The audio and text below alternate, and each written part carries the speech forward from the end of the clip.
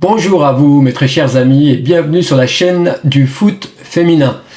Aujourd'hui on va faire un tour de ce qui s'est passé donc pour la 8e journée de Première Ligue Arkema. C'est maintenant comme ça qu'on appelle notre ligue française. Avant c'était la D1 Arkema. On l'a un petit peu glow up cette ligue avec la professionnalisation qui tarde à venir mais qui devrait quand même arriver incessamment sous peu. N'est-ce pas, Jean-Michel Aulas? Tu fais tout ce qu'il faut, j'espère, pour que ça arrive très très vite. Voilà, donc la Première Ligue Arkema, on jouait la 8e journée. Je vous mets là donc les résultats pendant que je discute. Ce qu'on peut dire, c'est que le PSG a souffert contre Reims et s'en sort grâce à une très très grande Marie-Antoinette Katoto qui, après sa blessure au ligament croisé, on sait que pour les filles, ça prend du temps, la convalescence, pour revenir. Je crois qu'elle avait mis 8-9 mois de convalescence. Après, ce qu'on dit généralement, c'est qu'il faut le même temps pour retrouver toutes ses sensations. Donc là, elle était revenue en janvier, on est en novembre. Marie-Antoinette Katoto, on peut le dire, redevient une très très grande joueuse. Elle a été formidable au JO, sincèrement. Même si je pense qu'elle n'était pas à 100% de toutes ses capacités, elle a quand même tiré son épingle du jeu, contrairement à beaucoup d'autres dans l'équipe. Et donc là, elle a permis au PSG d'empocher les 3 points importants qui lui permettent de coller au basque de l'OL, de rester 1 point derrière. Je vous mettrai à la fin de mon tour des matchs concernant la Ligue française. Je vous mettrai donc le classement, bien évidemment. À nouveau, je l'avais mis pour le débrief de l'OL contre Saint-Etienne. Allez voir cette vidéo. C'était un massacre façon lyonnais, façon lyonnaise qui ont marché sur les Stéphanoises dans ce derby.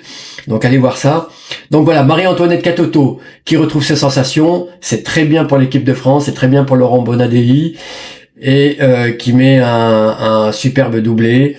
Je vous renvoie aussi à ma vidéo contre l'OL parce que j'avais mis le classement des buteuses, donc allez voir à quelle place elle se situe, mais elle est pas très loin de la tête. Après, ce qu'on peut dire, c'est que le PFC, lui, a gagné vraiment plus tranquillement son match à l'extérieur également, du côté de l'Alsace à Strasbourg. Voilà, donc Sandrine Soubeyran qui continue de faire en sorte que son équipe soit compétitive, soit présente, se place bien pour les playoffs. Là, on arrive quand même petit à petit quand même à la moitié du parcours déjà, ça va très vite. Il y a que 22 journées dans cette Première Ligue Arkema. On en est à la 8e. Donc voilà, dans 3 journées, on sera à la moitié. Ça arrive très très vite. Et le PFC, après être sorti vraiment de façon dans des proportions vraiment très très grosses vis-à-vis de Man City. On voit bien que Man City c'est quand même un gros club qui a battu notamment le Barça dans son antre du Joa Stadium. On voit que le PFC quand même remonte la pente. J'en avais pas douté parce que c'est vrai qu'en Première Ligue Arkema, le niveau est pas le même, faut le dire. Le niveau est pas le même que celui que vous avez en Ligue des Champions. C'est pour ça que ça aurait été salutaire pour ces deux clubs, les deux clubs parisiens, qu'ils puissent rester en Ligue des Champions. Le destin, le terrain en a voulu autrement. Et c'est vrai que se passer quand même de ces joutes européennes, de ces combats d'élite, ça aura forcément des répercussions pour nos joueuses qui sont appelées en équipe de France. Je fais mes commentaires moi toujours via le prisme de l'équipe de France parce que il y a cet Euro 2025 qui arrive et certaines joueuses qui porteront le maillot tricolore proviennent de ces deux clubs et on commence à avoir un rôle important au sein de l'équipe de France. Donc autant qu'elle soit compétitive, qu'elle soit dans une dynamique plus que positive, et qu'elle soit prête pour le très très haut niveau, ce qui ne sera pas le cas malheureusement. Après, on va pas préjuger de ce qui va se passer d'ores et déjà, Mais c'est vrai que moi, j'ai pas la sensation qu'on va faire une belle Coupe d'Europe. Voilà, je vous le dis.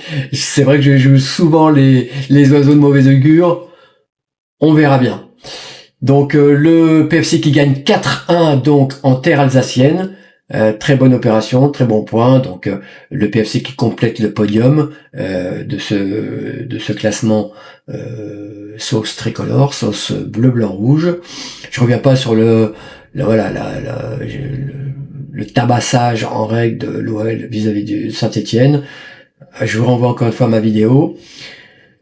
Par contre, on peut noter quand même les très belles prestations depuis la défaite contre l'OL du DFCO. Le DFCO qui enchaîne les victoires. Je voudrais pas dire de bêtises, mais alors j'étais allé voir en plus le match donc contre l'OL. Le DFCO, je l'avais peut-être pas assez souligné dans ma vidéo débrief. Je vous renvoie aussi à cette vidéo. La prestation dijonnaise, j'avais trouvé quand même quelques joueuses, notamment une joueuse en défense qui m'avait vraiment impressionné, et par sa stature et par ce qu'elle avait produit sur le terrain. J'avais trouvé que le DFCO était intéressant, hein, avec une des deux chinoises aussi qui était présente sur le terrain, qui je trouvais jouait très bien. C'est vrai que le DFCO avait certes perdu 3-0 et l'OL avait quand même maîtrisé le match de la tête et des épaules, mais il n'empêche que le DFCO avait fait quand même plaisir à voir. Eh ben, le DFCO a su rebondir après cette défaite et enchaîne les victoires. Aujourd'hui, le DFCO est 4e de ce classement, a chippé la place donc à Saint-Étienne, est 4e. Et c'est vrai que ça fait du bien, surtout dans le contexte actuel du club, qui, on le sait, a de graves difficultés financières. Il y a eu un nouveau président qui est arrivé, le bien nommé Monsieur Deballon, qui, pour ses premières prises de décision, on peut dire, a fait la polémique, puisqu'il a purement et simplement voulu fermer cette section féminine, en arguant le fait que ça lui coûtait de l'argent. Il faut dire que si le DFCO est dans cette situation financière déplorable, elle le doit à la gestion de l'ancien président, mais aussi aux résultats catastrophiques de la section masculine. Et par voie de conséquence, c'est les filles qui payent la note.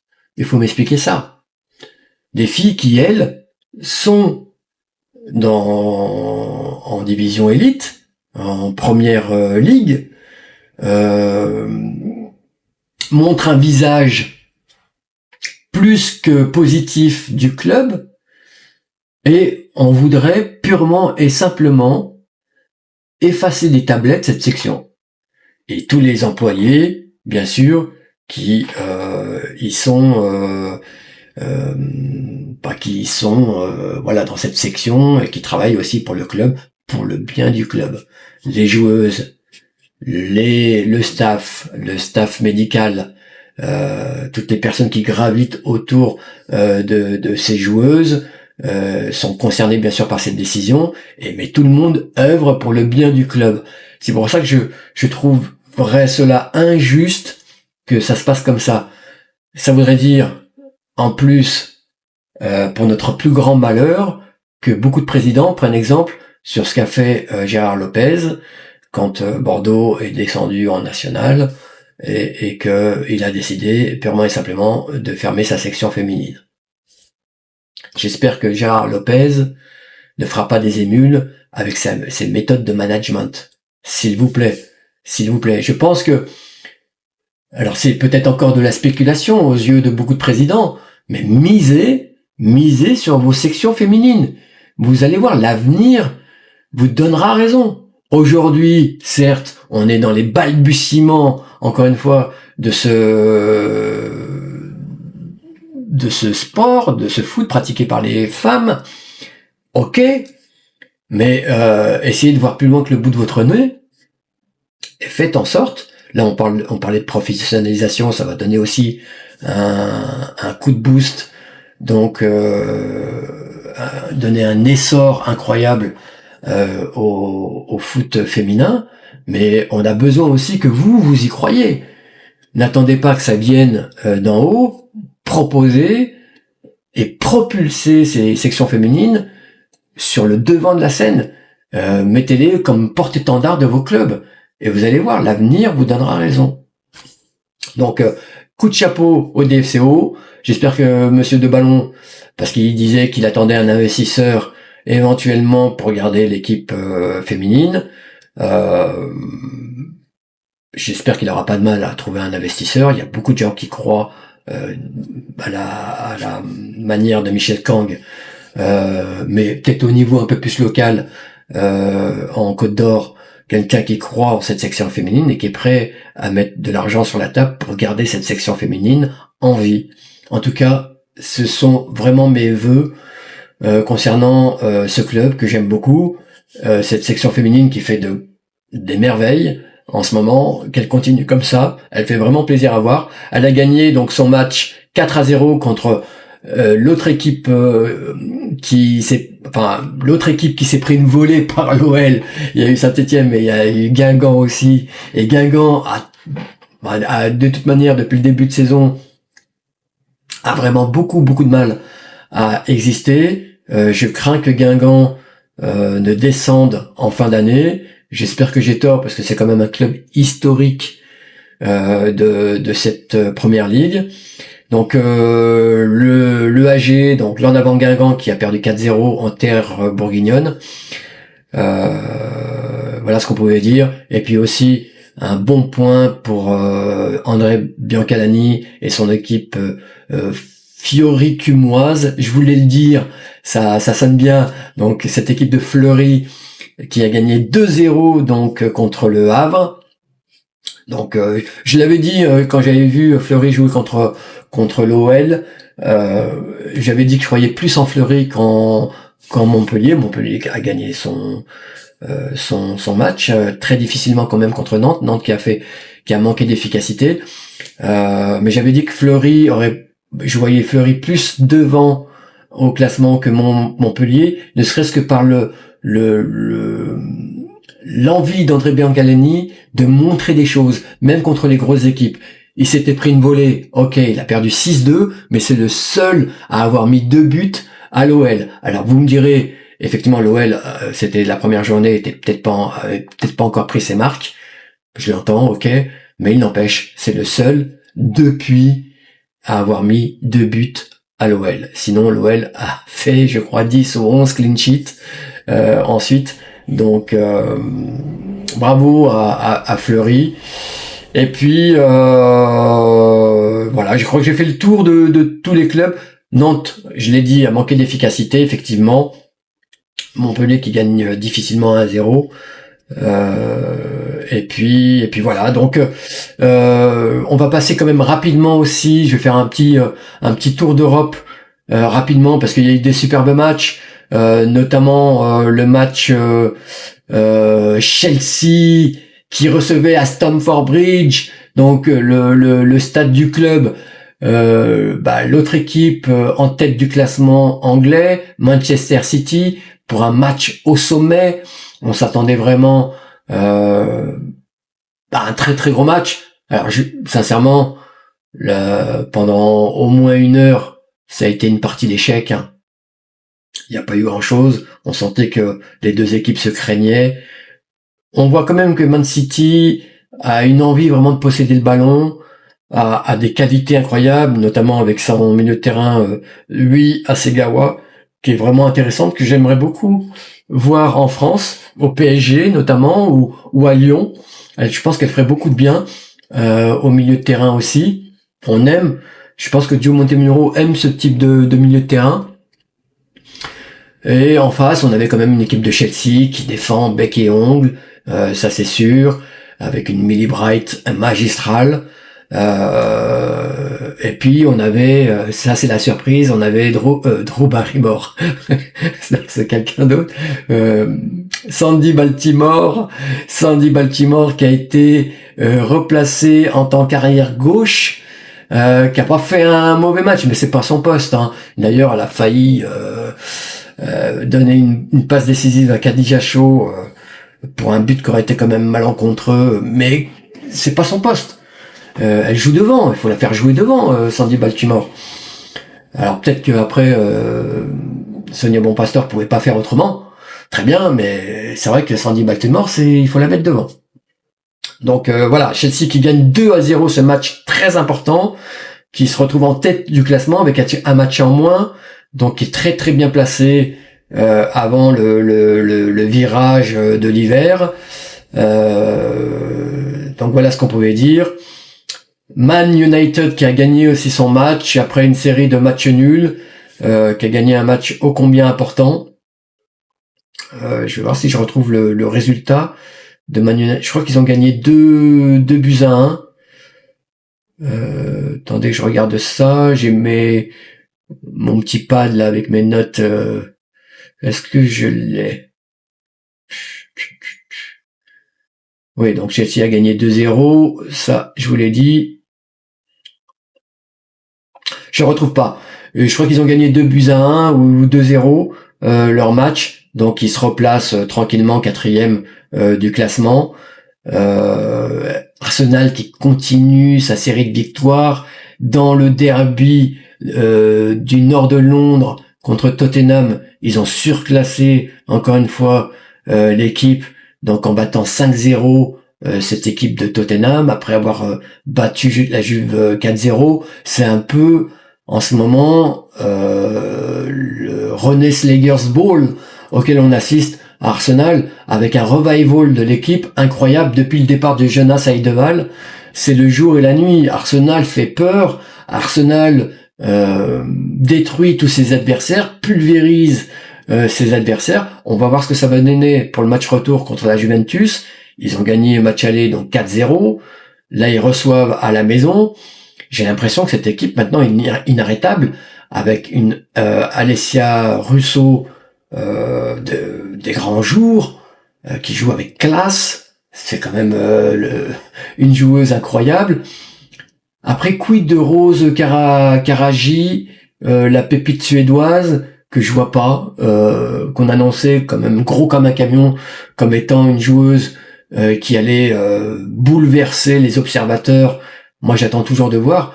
Alors, peut-être qu'elle est blessée, je sais pas trop. Je suis ça un petit peu de loin. Mais dites-moi, vous, dans la barre des commentaires, pour ceux qui aiment cette équipe d'Arsenal, qu'en est-il de Rose Karaji? Est-ce qu'elle est blessée? Qu'est-ce qui se passe?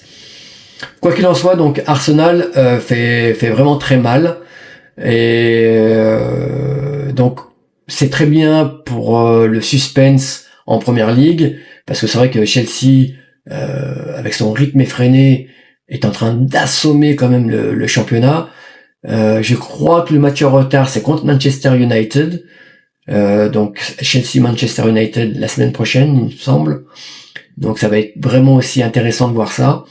Il faut que Manchester United propose quand même de la résistance, et que Chelsea ne fasse pas un championnat parfait avec des victoires. Parce que là, Sonia on est à 7 victoires. C'est quand même incroyable. Il y a peu de place pour les autres. Donc si le championnat anglais veut quand même être séduisant et proposer un scénario avec du suspense, il faut quand même que les autres clubs, parce que Chelsea fait son bonhomme de chemin, c'est pas eux qu'on va reprocher quoi que ce soit. C'est très bien pour Sonia Bonpastor, elle vient d'arriver, tout fonctionne bien, très bien. Mais c'est aux autres de se mettre au niveau et de proposer quand même. Et c'est en ça que je suis un peu déçu par le Manchester City. Voilà, qui a un peu attendu, joué un petit peu en contre-attaque, mais n'a rien proposé d'intéressant dans ce match. Ils ont eu des situations, Manchester City, mais c'est trop, c'est pas assez appuyé, ça fait pas assez mal pour au moins avoir le match nul dans ce match. Voilà, en Italie, la Juve a gagné, donc a fait match nul, contre-performance, après avoir perdu. Je pense que ça les a sommés quand même un petit peu, avoir perdu plus tôt dans la semaine contre Arsenal sur son terrain, donc 4-0, ça laisse des traces forcément. La Juve sur son terrain à nouveau recevait le Torino, donc un derby très très chaud. Ça s'est vu sur le terrain et a fait match nul, donc 2-2. L'AS Rome fait la bonne opération après avoir perdu contre l'Olympique Lyonnais, donc à la maison, recevait à nouveau, donc en Trefontane, dans son stadio un peu champêtre, la Lazio, donc pour un autre derby. L'AS Rome a gagné, donc 1-0, c'est suffisant pour se rapprocher un petit peu de la Juventus, puisqu'ils ne sont plus qu'à 5 points de la Juve. Voilà. Et l'Inter Milan aussi a gagné son match et se replace en étant 3e du classement. Voilà ce qu'on pouvait dire sur les tours d'Europe. Je fais pas le tour d'Europe, enfin je parle pas de l'Allemagne, parce que l'Allemagne, j'ai pas toutes les infos à l'heure où je vous parle. Voilà. En Espagne, quand même, faisons un arrêt en Espagne très rapide pour dire quand même que j'ai été très déçu aussi de la prestation du Real face au Barça. Je crois le Real doit avoir très très mal à la tête, parce que j'imagine qu'ils avaient imaginé autre chose que de se faire fesser à la maison 4-0 par cette équipe du Barça qui tue le championnat. On sait maintenant que c'est le Barça qui sera champion d'Espagne. On le sait dès le mois de novembre. Ça pose quand même problème sur la compétitivité de la Liga espagnole. On peut la mettre quasi au même niveau que la première ligue Arkema. Et voire même que la WSL, le championnat anglais, puisqu'on a 3 équipes qui finalement vampirisent tous les points, phagocytent tous les points, et largement, peut-être pas pour la première ligue, puisque il y a le PSG qui a 1 point derrière, mais c'est vrai que en termes de suspense, il faudra repasser pour ces trois ligues. Ce qui fait que la Bundesliga est la ligue qui a le plus de suspense à proposer aux observateurs, aux spectateurs, aux amoureux du foot. Voilà. Je vais vous remercier, mes amis. C'est toujours un plaisir de discuter avec vous. J'espère que je vous ai donné quand même l'envie, ne serait-ce qu'un tout petit peu, je m'en contenterai, de découvrir le foot féminin. Si c'est le cas, abonnez-vous à la chaîne. C'est ici que vous aurez un maximum d'informations. On passera en revue un maximum de matchs, effectivement. Et puis merci à fond pour mes abonnés. Ça me fait chaud au cœur. Vous portez comme ça la chaîne. Alors vous êtes une vingtaine, hein. On va pas non plus sauter sur la table, danser sur la table, mais c'est un bon début. Voilà, c'est embryonnaire. Ça va grossir un peu comme un bébé. Et puis je vous donne rendez-vous pour mes prochaines vidéos. D'ici là, portez-vous bien. Va va voum!